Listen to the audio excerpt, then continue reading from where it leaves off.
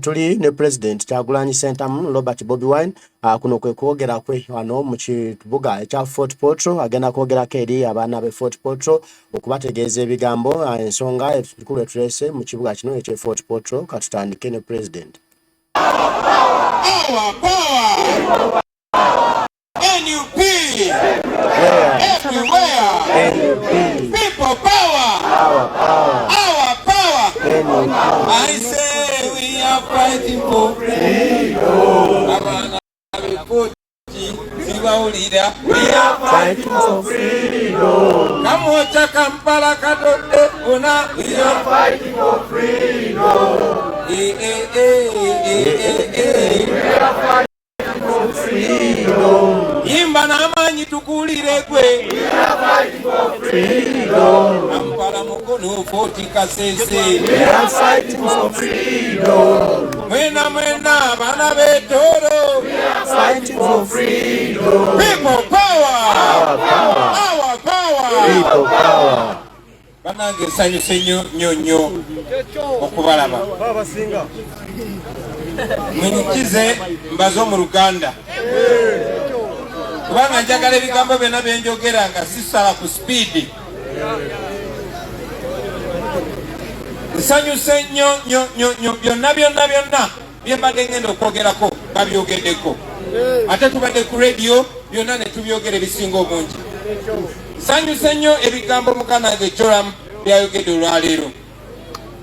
Ate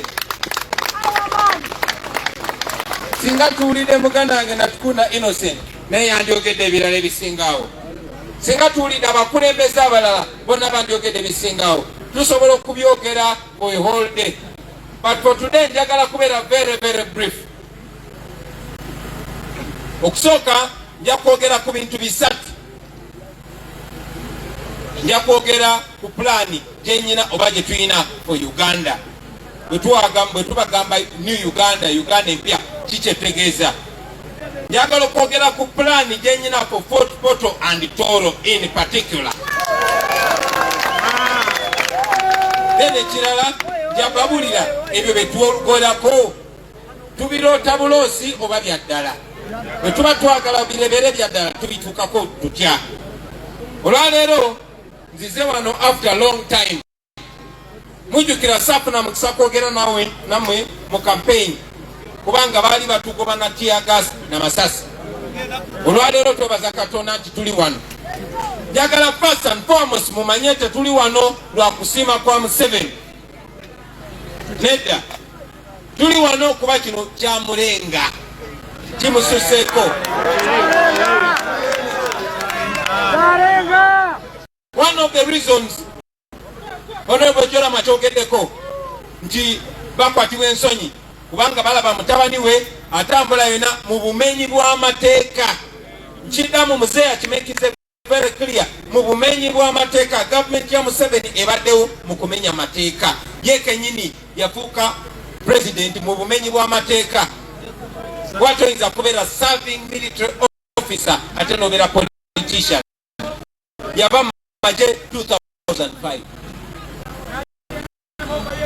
Ekyokubiri mutabaniwe amenya amateeka naye yo sijja gendayo. So tuli wano lwaleero kubanga Museveni ali under pressure. Bwe twabadde balala bajjeko radio station kubanga tebaagala message yaffe egende mu bantu, tebaagala mutuwulirize. Olwaleero tuli nammwe si kubanga ayagala, naye Museveni lwe twasembayo okugenda mu bantu yatta abantu more than 200 ne tutwala Museveni, twakwata Museveni ne mu court. International Criminal Court mukimanyi. International Criminal Court ye koti yensi yonna. ICC gye batwala aba Saddam, gye batwala aba Omar el-Bashir. Bonna bali ba dictator abakabi tebamanyi yadde ne Museveni mu kubeera abakabi.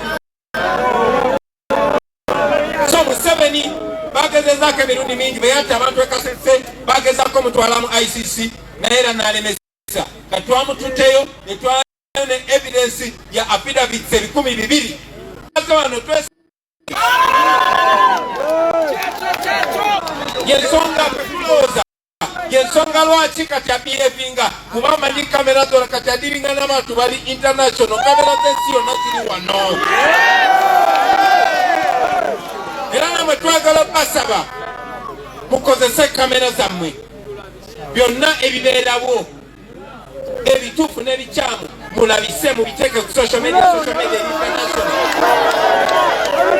mubiteeke ku TikTok mubiteeke ku Facebook eyo ye evidence buli watu mulagaba damn evidence nga nyingi napowa awo ne tuyitawo nga tuki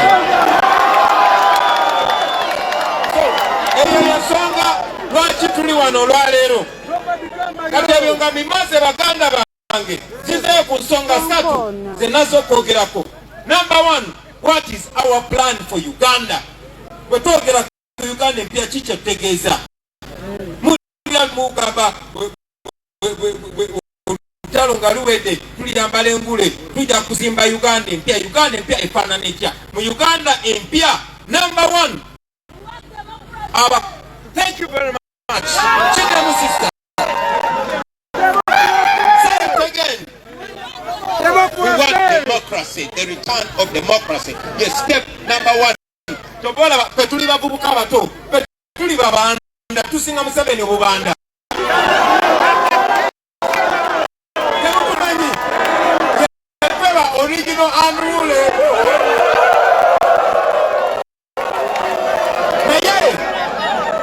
Naye, tetwagala kukozesa violence nyini mututeke mbuyinza.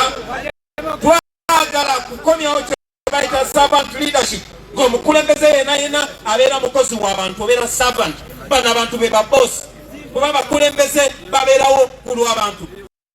Sente ze baspendinga z'abantu. Museveni aspendinga 2 billion, million 12 every day.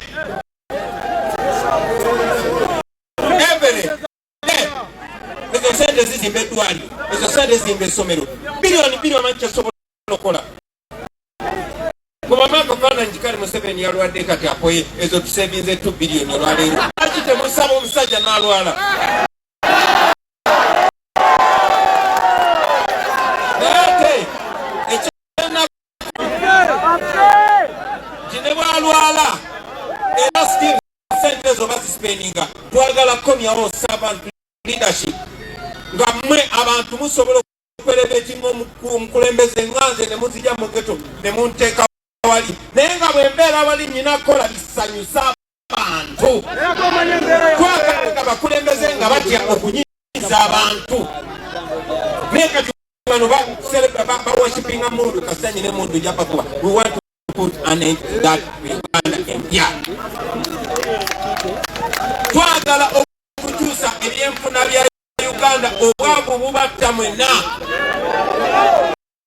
Kubanga ebyenfuna by'eggwanga byonna bali wamba. Buli kimu eno nsi ngagga nnyo. Uganda is a rich country. Abato temumanyi naye ffe mugenda Dubai ekolo bakadama twali tuwadde Uganda. Ezo zi Saudi Arabia twaziyambako. Naye olwaleero tugendayo sikola mirimu gya kitiibwa naye ekola bakadama n'aba security. So twagala okugyawo obwavu wano ate nga kisoboka kitya? Kisoboka kubanga ew'obugagga muja abagagga bwe batyo. Naye Museveni yakwata ebyobugagga bya Karamoja byonna ndowooza nabiwa mukazi we nga birthday namufuula minisita wa Karamoja. Kolooza tikiri fane okusanga minister of Karamoja naye nga ofisi ye eri Ishaka. Are you kidding me? Ebyobugagga by'eggwanga byonna kati gold. Uganda is rich in gold. Ne gold w'eggwanga yenna bamufuula wa family emu. Bwe kiba si kya Sale kya Sodo, bwe kiba si kya Sodo kya Janet, bwe kiba si kya Janet kya Muhoozi n'abalala. Twagala ebyobugagga by'eggwanga bikulaakulanye eggwanga. Biyambe bannayuganda amafuta gaffe. Museveni mwamuli agamba amafuta gange. Are you kidding me? kati baba kwebyo ne badane ku mwanyi Museveni ayagala Kiwamba alete muzeeyi atambula bwati abeera ntebe mu State House oyo ye Pineti bagala ne mwanyi bazibajjeko okugamba obukaga bere mu sawo zaabwe tebakomyako bagenze ne ku mayirungi mira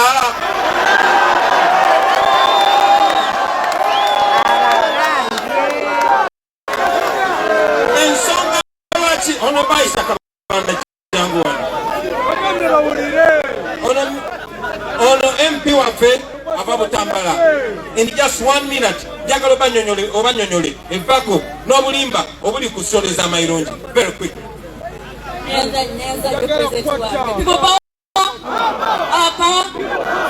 Waliwo akakiiko ka Parliament akagenda ebweru ekanoonyereza nga Mmera aliko akatale k'amaanyi bwe baakomawo okukola ripooti ku kibala ekyo abantu bakisaasanye bakikozese Mmera n'enjaga birina akatale singa tutwala ebweru kakati mu kwagala okulemesa bannayuganda ne basalawo n'akakiiko akaasembly aka Parliament kagambye nti Mmera temuliimu buzibu bulwaza bwongo bwa muntu ne ripooti y'ensi yonna egamba nti mu Mmera temuliimu buzibu bulwaza bantu abakyala bangi bano beeri abasajja lwa mwenge lyano bo lwa Mmera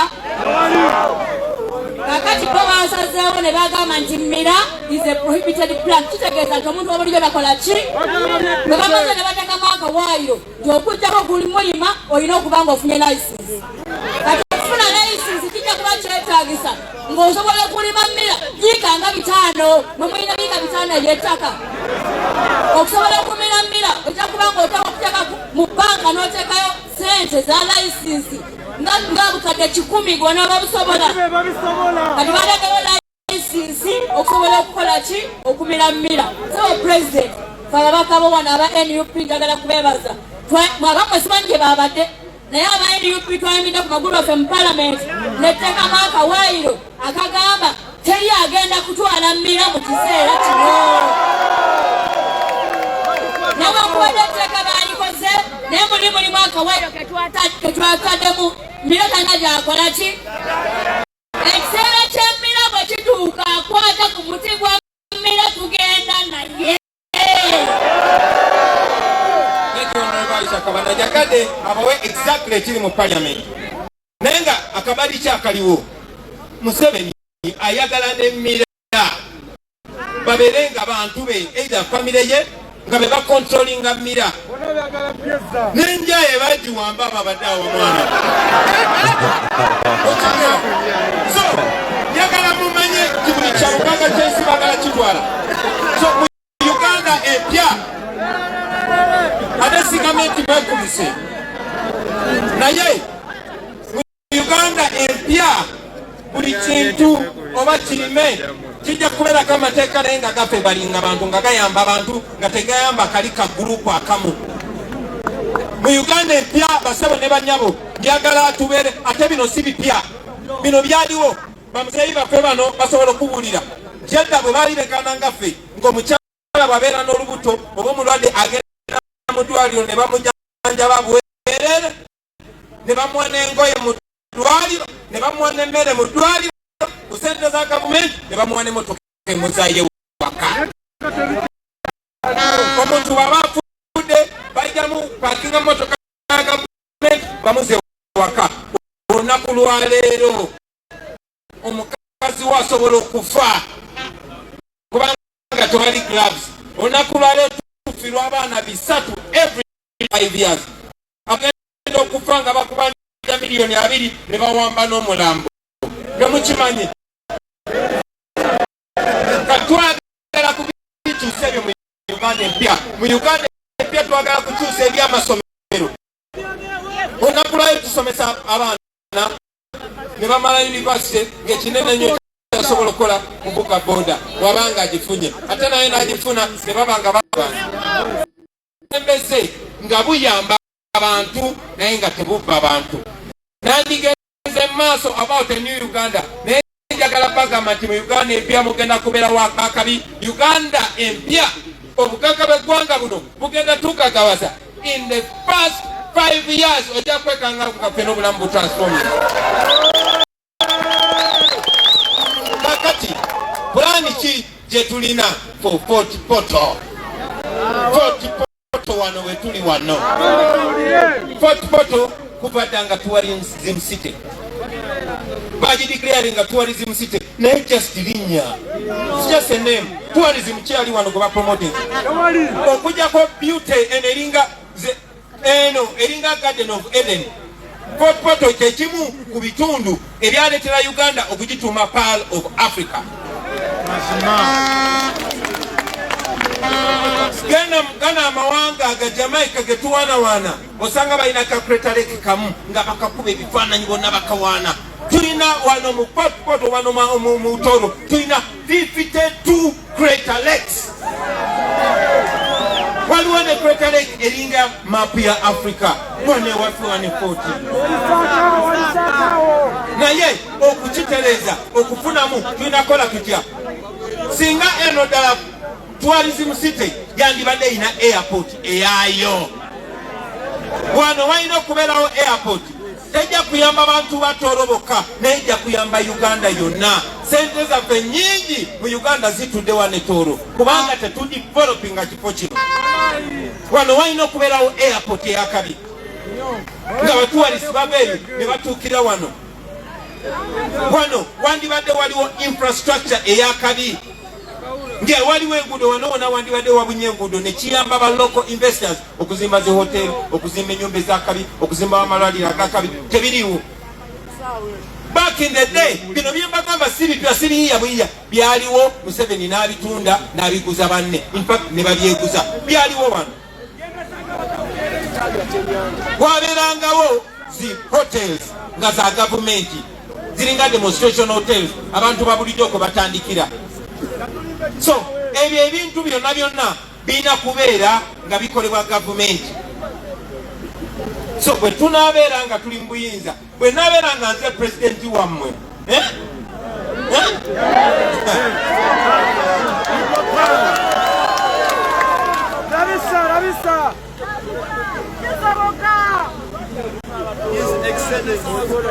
mwikyegera bannange, bino byembagamba si bipya, bino byaliwo. Bamuzeeyi abakulu abatusinga bakimanyi nti wano wabeerangawo railway ng'eyita wano paka Kasese paka wa railway bagijja nawo.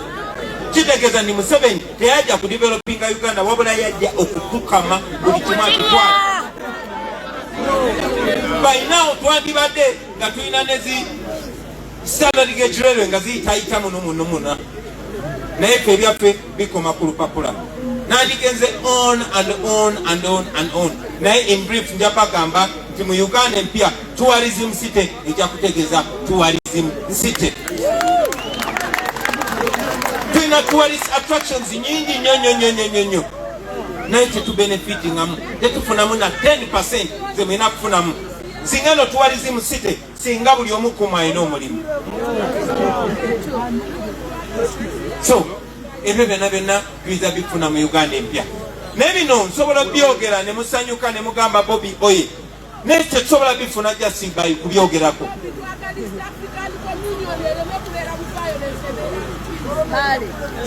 Mukyegera bannange, tetusobola bifuna peka temubindekera nti Bobi ne bakyalibe. No, you are involved.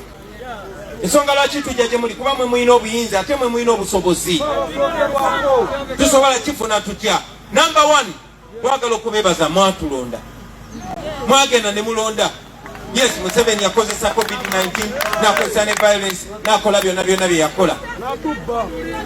N'atubba ne yeteekawo lwa mpaka. Nyina essanyu opategeeza nti Museveni tugenze tumu exposinga, tugenze tumwambula. Yensonga lwaki tusobola okujja ne twogera nammwe olwaleero. Naye nga njagala opategeeza kuba bannange bangi baadde boogera kulonda. Bangi baadde boogera ku 2020 kulonda kwadi. Baadde boogera ku 2026. That alone is not the solution. Okulonda kokka tekumala. Nkidamu okulonda kokka tekola ki? Kubanga era musobola ogenda Museveni newe leero n'enkya ne luli ne bwaleeta mutabaniwe ne bwaleeta bonna bonna 10 lubaba akalulu tebalina kye bayinza kugamba. We must do more than election. By all means, okulonda mulina okubeera part of kulonda. Kubanga ffe tetuli violent. Nandibadde siri wano singa temwanona. Bwe nfuluma n'engende bweru wa Uganda bandisiibinga nga president.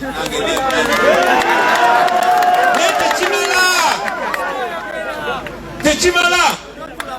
So, ng'oggyeko okulonda mulina okwekolamu omulimu okubeera famu okureclaiminga obuyinza bwammwe. Mulina okumakinga sure tebikoma ku byakulonda kuba osobola okulonda era ne babubba n'olonda byabakama yaliwo owinyi ddolo nugwayine ne mutabani we nabonna nga bwe bakozesa emundu mu bukyamu. Naye njagala mumanye nti bwe tubeera bangi abaana b'evoti ne musituka nga bwe musituse, abaana b'embala ne basituka nga bwe basituse, abaana b'eggulu, abaana b'e Buganda, abaana b'e Busoga wonna Museveni batalina kyagamba. Ekyo kijja kuhapeninga nga mmwe buli omu yeekozemu omulimu. Mutandikire mu nnyumba ewaka bwe muba mulya ekyeggulo, yogera ne banno bonna bonna, muvaawo ogende mu ghetto mukoleyo, muvaawo mugende mu kirombe, muva buli wamu. Badictator bano basobola okuvaako era bajja kuvaako. Museveni olunaku lwaleero takyasobola, akimanyi bulungi nnyo nti wattira abantu 10 gabakaggwamu. Yensonga lwaki twewaddeyo ne tujja ne tugamba tetulina musango, tetulina tteeka litumenye, tulina kyotugamba. So tuzze kubazuukusa kubazaamu maanyi. Mbasaba mubeere n'amaanyi ago, mwekiririze mbu oba omanyi kyokola si kikyamu, mutambuze obubaka buno mubutuuse ku buli omu. Badictator bavaako ng'okulonda tekunnatuuka, badictator bavaako mu kalulu mwennyini, badictator bavaako ng'akalulu kawedde. So temulekeraawo bino tebitandikidde ku ffe okuba nti mwena mubuuse bangi tekitandikidde ku mulembe gwa Kyagulanyi. Bakawanga Ssemogerere bakolako kye bakozeeko, ba Dr. Besigye bakozeeko kye bakozeeko. Ffe generation yaffe yakumalayo. Mulina obuvunaanyizibwa okumakinga sure nti mukimala. Tuweese ekitiibwa bonna bonna bajje n'omuntu, ba Dr. Besigye, ba Olaro Tunu ababaddewo ne batulaga ekkubo. Njagala okumaliriza abaana ba Foti nga mbagamba nti tewali ssuubi ddala okujjako mmwe. Banzijukizaayo akantu kamu. Museveni abalimbira ku bintu bibiri. Kuba tasobola bagamba nti bino byenjogera. No, I challenge him ate agambe nti tapa eggwanga. I challenge Museveni ate agambe nti si ye king of corruption mu Uganda. Museveni ye king of corruption. Ba corrupt official bonna bonna betonola bagwa mabika bamukula bamuwezi. Kati juzi cabinet yonna babbi amabati g'abanako Karamoja. Museveni yakozeewo ki? Oyo abeera muki?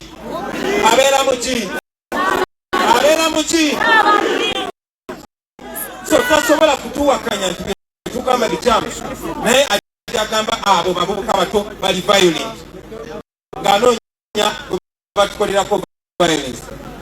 Ekirala agamba abo bali tribalist kubanga Baganda. Ebyo bya Baganda. Bana bakulembeze bonna Baganda.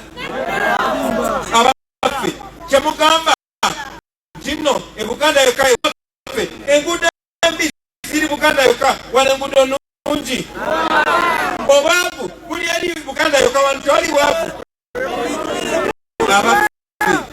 Ababbi abakola ne Museveni temuli mu Baganda, temuli mu babbi nga Baganda. Njagala kuba mbeebaza bannange mulekeraawo omuntu yenna ng'ayogera mazima, omuntu yenna ng'agezaako kubayamba okugyako dictator. Nkidamu omuntu yenna nga ebigambo bye n'ebikolwa nga biyamba okucungula Uganda. Oyo mumuwakire. Nemupakira bakyali bange. Nensinze nzeka siwa FDC tetuli naye takolera ku maanyi g'abantu. So ate omuntu yenna ne bajja nga yambadde enkofiira zino ng'akola ki naye ng'ebigambo bye biwagira dikiteeta oyo mumugobe emisinde.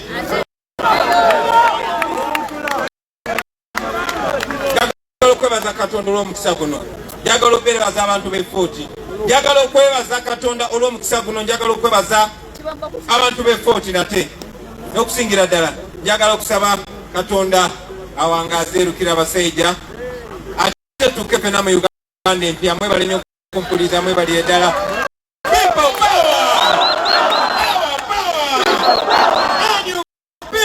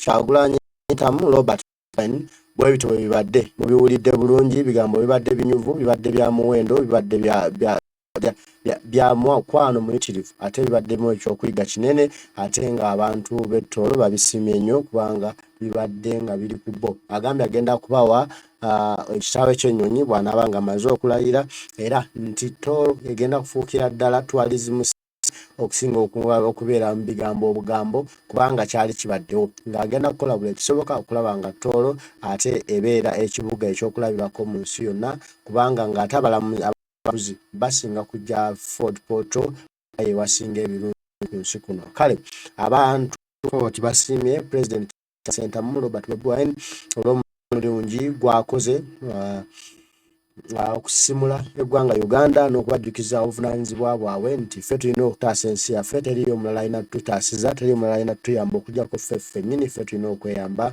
okulanga eggwanga lyaffe Uganda litereera era ne bamuwa n'empaako eya apuuli era ne bamuwa engabo n'effumu okumwebaza n'okumulaga nti nno bali wamu naye era nti bajja kutambula naye. Kale ebigambo byebyo bya President tuwadde kamalayo okunywa ku lendo lw'amazzi nkomawo mbebaza mwenna abaliko mwebali kubaako akadde mukebali na bukimu mukyebale ate nkomawo ne President ng'asiibula Fort Portal ng'ate ayolekera ewaddako. Mukama abankuumire tujja kuba tuddamu okuwaya very very soon. Nkomawo mu ssaawa mu ddakiika ntono nnyo ng'ate tutambula ne President okuva Fort ate okudda ku lugendo lwalwagendako jja n'okulera olunaku olw'enkya mweraba.